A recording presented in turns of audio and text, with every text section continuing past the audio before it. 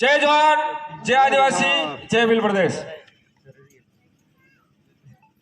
समस्त विराजमान दूर दराज से पधारे हुए सभी स्थानीय गांव और साबलासपुर दौड़ा और अन्य तहसीलों से भी पधारे हैं, जैसे मानगढ़ से हमारे पारगी साहब पधारे हैं। आप सभी के लिए आज राणा पोंजा जी की जयंती पर उस उपलक्ष्य में आप सभी विराजमान पंडाल में मेरे तरफ से हार्दिक अभिनंदन और स्वागत, जोहार, हार्दिक हार्दिक बधाई।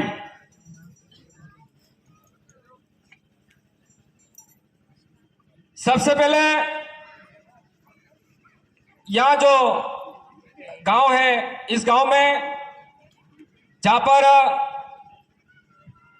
जो जो बोर्ड लगाने हैं उस कार्यक्रम को भी हम शुरुआत करेंगे थोड़ी देर में।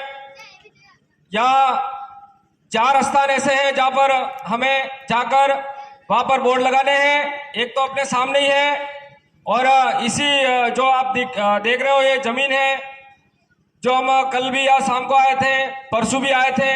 ये शायद आपने कुछ समय पहले देखा होगा कि यहाँ पे ये जमीन थी या नहीं थी। बहुत सारे तो अभी अनजान हो गए कि भाई ये जमीन यहाँ से कहाँ से आ गई ये जमीन।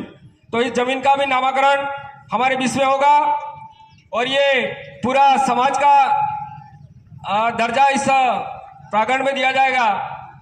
जैसे कई अपने विश्व आदिवासी दिवस के दिन गांव गोल में हिलोरा वालों ने समाज के नाम पर पूरी जमीन दान दे दी और उस पूरे मैदान का नाम राणा पोंजा भील स्टेडियम के नाम से जाना जाता है। उसके लिए भी आप तालियों से स्वागत करें। वो भी बहुत बड़ी जमीन है समाज के लिए।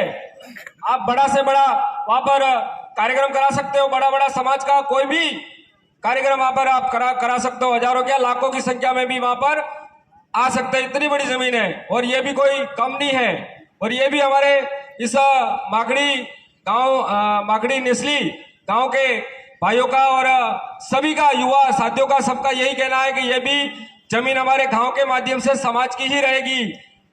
ये इनका आह्वान है। तो इसलिए हम एक बार जोर से इस गांव के लिए तालियों से स्वागत करें, क्योंकि यहाँ पर जैसी भी चलाई इतना बड़ा प्लॉट निकाल दिया कि इन्होंने सोचा कि समाज आ रही है या पूरा युवा संगठन आ रहा है। तो इस माध्यम से इनकी जमीन भी आज देखो आपके सबके पावन इस धरती पर आना हुआ, तो ये धरती भी पवित्र हुई। और एक छोटा सा आपके सामने मैं संदेश देना चाहूंगा।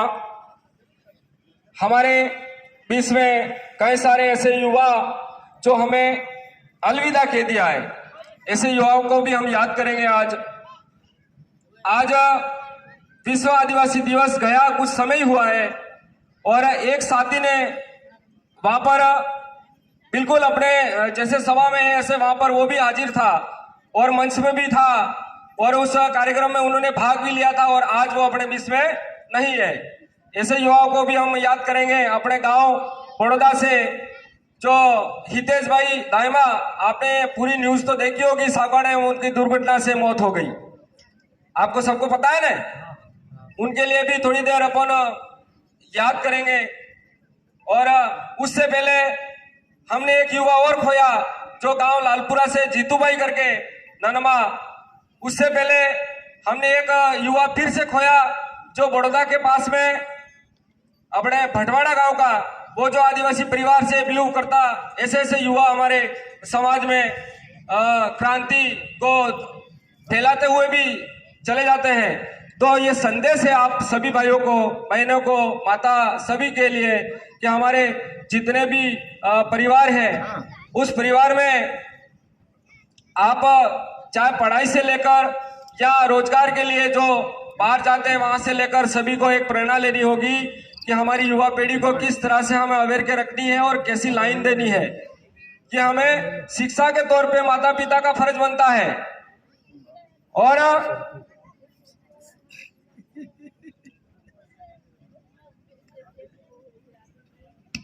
कौन है ये नहीं, इनके रहा